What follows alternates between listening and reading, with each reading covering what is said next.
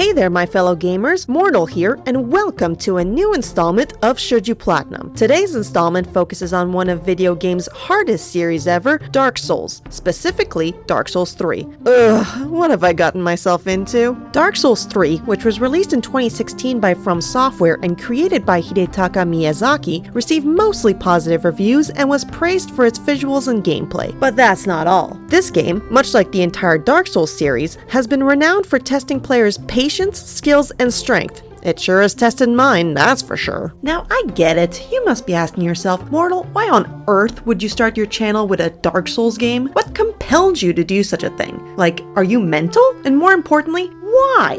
Well, for starters, I'm what some call a masochist. Yeah, I'm a sucker for punishment. Sue me. If I don't see that sweet platinum trophy on my list and can't say I've gotten that 100% on that darn PlayStation app, I can't sleep at night. I'm a girl on a mission, what can I say? But after a while and watching numerous videos, I decided to cave and purchased it. And so, for this video, we'll be covering the game itself and a bit of the DLC, which comes free when you purchase the deluxe edition. And then, just because I can be nice from time to time, shh, don't tell anyone, it'll ruin my reputation. I'll give you a few pointers on how to make your time in Dark Souls 3 a bit easier if you want to get that sweet, delicious platinum. So, let's get into it, shall we? Now, Dark Souls 3 starts your adventure off in the gloomy but beautiful area of Lothric as an undead Ashen One. So, in reality, we're starting off as a loser and we're doing this whole zero to hero thing. Your main mission is to save the first flame, which is at risk of going out. As you try to complete your mission, you have to fight your way through hundreds of enemies, defeat the Lords of Cinder, who basically said screw it and left their thrones instead of rekindling the flame. No, that's your job now. Yay! You just got promoted!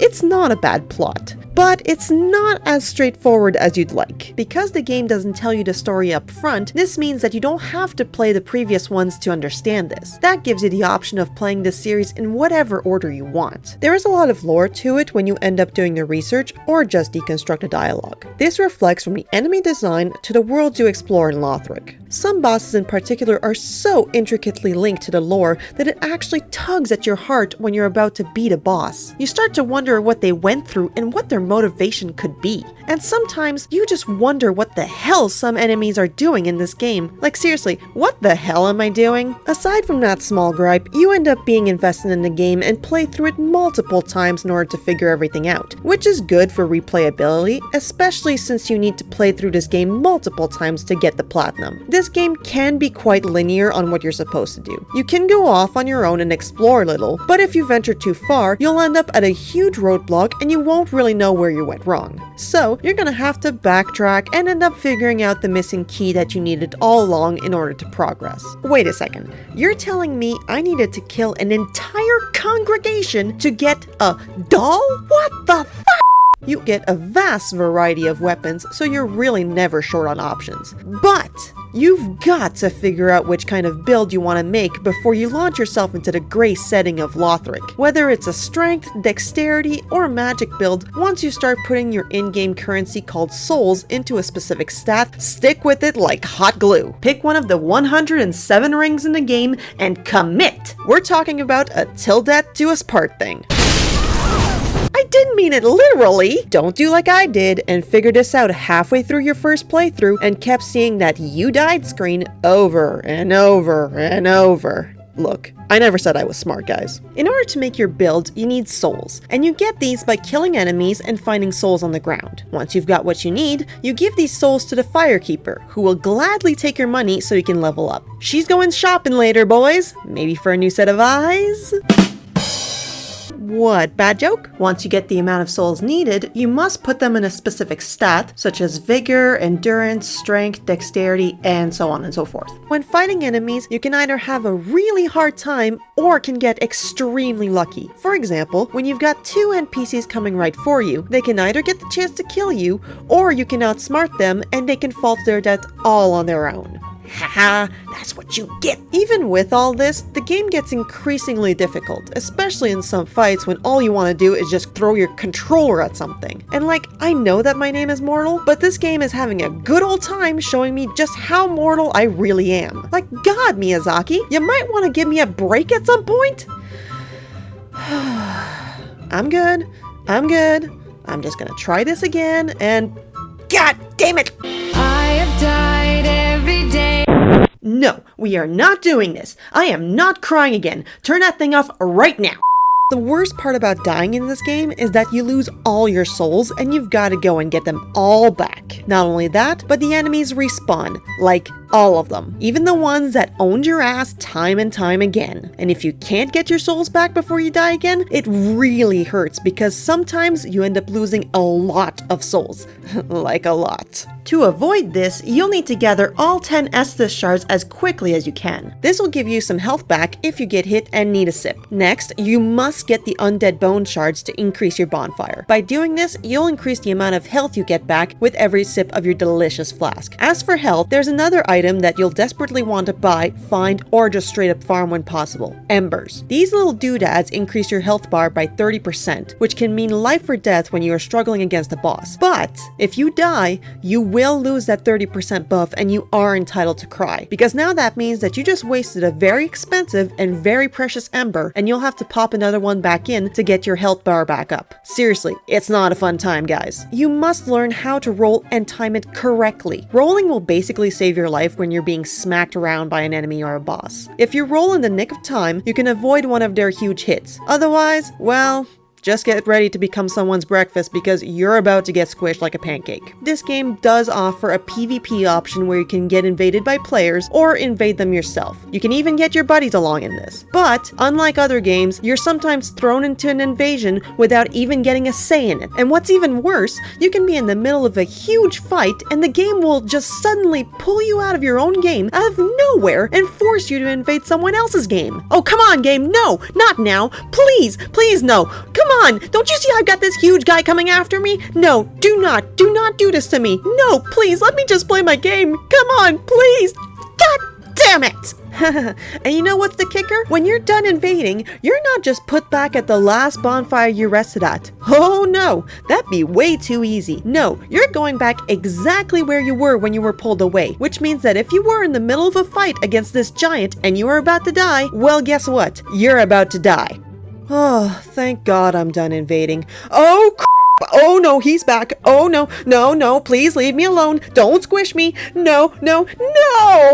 But seeing as this is the third and final installment in the trilogy, you'd think that you're supposed to get into this game already knowing what you're doing and not needing to figure it out, right? Well, if you're like me and start this series in the opposite direction, you might not know how to approach this game until you do the proper research, which means you're gonna die. A lot. If you think you're not gonna die, then oh boy, are you in for a rude awakening. Because let's be real, you're not just gonna die a handful of times and think this is an easy game. No, let's take that handful of times you think you're gonna die and let's quadruple it. Yeah, then we'll quadruple that again. You know what? No, that's not even close to it. Let's take that number and then we'll multiply that again because trust me, this is an accurate representation of this game's difficulty. One question you might be wondering is if this game is meant for newcomers. And honestly, no, not really. But let me explain why. Dark Souls 3 may be the third and final installment in the series, but I think its main goal was to try and fix some of its past mistakes. You see, Dark Souls 2 was not made by Miyazaki, and some players actually found the second game to be rather easy for a Soulsborne title. And then when Bloodborne came out in 2015, they basically just used the same pattern and recreated it in Dark Souls 3. This did please veterans of the series because it brought back the difficulty that Soulsborne titles are known for, but I honestly don't think they considered the newcomers when making this game. New players will be surprised to find themselves struggling against the boss, and they think they've gotten him, only to be completely overwhelmed when he suddenly enters a second phase, and you're left thinking to yourself, oh I did not anticipate that. Maybe if I offered him a Snickers, he'll go easy on... Oh, never mind, he's pissed, and he's coming right for me! And sometimes it's not just the bosses that will give you a hard time. Some enemies in general, especially those with glowing red eyes, will give new players a run for their money. Phew, glad I got away from that. Oh where'd you come from? So, given everything, new players are definitely not gonna have the best time in the beginning. No matter what, even though this is a difficult game and does not shy away from that fact, if you're determined to stick to it, newcomers will just get used to this title quick enough. And this game does make you want to quote-unquote get good to prove you can handle a From Software game and get off your training wheels. Hey look Mom, I'm doing it! I'm riding a bike! Nope. Let's get into the basic question you must all be wondering. Is this game worth platinuming? Well, this is tough to say for two reasons. One, given that this game's PvP can or cannot be enjoyable for some, getting this platinum can either be very easy or extremely difficult and grindy. If you're into the whole multiplayer aspect, want to play with your friends, and go on a mass murdering spree with them, then the platinum is going to be easier because you can farm those specific items required by special groups called covenants, all while bashing people's heads in with a huge-ass weapon. But if you're like me and hate this game's multiplayer aspect because other people are not friendly at all, Exhibit A, and I don't have any friends that are as nuts as I am, you're not going to be able to use that co-op feature like everyone else, unless you decide to just say screw it and go online to get those last Covenant items because those insanely low drop rates. Damn you, Miyazaki! And two, aside from the Covenant/PvP aspect, there are 4 trophies that will make you want to slam your head into a wall multiple times. This game requires you to get all rings, and not just those from your first playthrough. Oh no, that'd be too easy. No, you need to get all main rings, all +1 rings, and all +2 rings to get that damn trophy. Some rings will pop up in new places during your second and third playthroughs when they weren't even there during your first time around Lothric. Now you can get this simultaneously with the other trophies for the endings, but it's still aggravating because you'll need to go up against the hardest boss in the entire Soulsborne series, not once, but twice. When am I gonna start having fun? So yeah, if you're a masochist like me and will suffer through this game, you're gonna have a hard time getting this platinum. But if you'll do anything to get that damn trophy, you're going to keep trying, and let me tell ya, that feeling when it does pop is just mwah. It's delicious. All in all, it is hard to get this trophy, but not impossible. The game got more and more fun as I got used to it, so those trophies started getting easier to obtain. Except that damn pyromancy one where people did not understand that I just wanted my damn items and nothing else.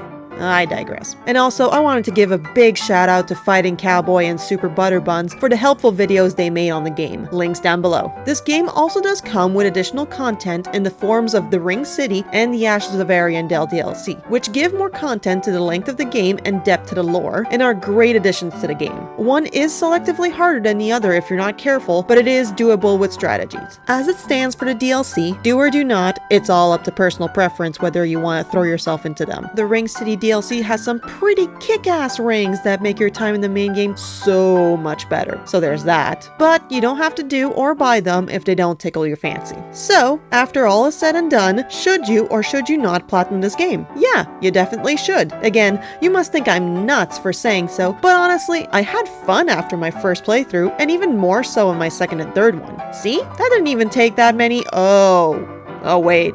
So even after getting this platinum, I would definitely pop this game back in and try it under a different class, and so should you. Now, here are a few tips to make your time in Lothric not so painful. After you beat the Stray Demon for the first time, make sure to grab Havel's ring. You want this one first, and get the second item during your inevitable second playthrough. Trust me, you'll thank me later. If you're trying to go after the Nameless King for the first time and don't want to end up crying for hours on end because he continues to kill you mercilessly, know that he is susceptible to the bleed effect. I recommend getting the Flamberge weapon from the Undead Settlement Bonfire from this guy, or getting lucky by getting the weapon from this little critter on your way to the cathedral. You need to infuse it with a blood gem to get the highest amount of bleed stats on it. Also, when fighting him, do not, I repeat, do not go under the dragon's belly. He'll shoot up in the air and burn you to a crisp. Save yourself the hassle of becoming its breakfast and just stay in front of him. If you find yourself really struggling to farm your items, I recommend getting the Symbol of Avarice headset from this mimic after beating Pontiff Solvin. Gather as many undead hunter charms as your feeble wallet of souls will get you, and use one against the mimic so it drops the item you want. Shout out to Janemba112 for the awesome tip. But don't kill it until it drops it. Also, the rusted coins that you buy from the old woman at the Firelink Shrine and the Crystal Sage rapier you can get from the Crystal Sage boss help you boost your luck a ton. Like over 100 points a ton. And speaking of farming, if you want to stock up on embers because you're dying at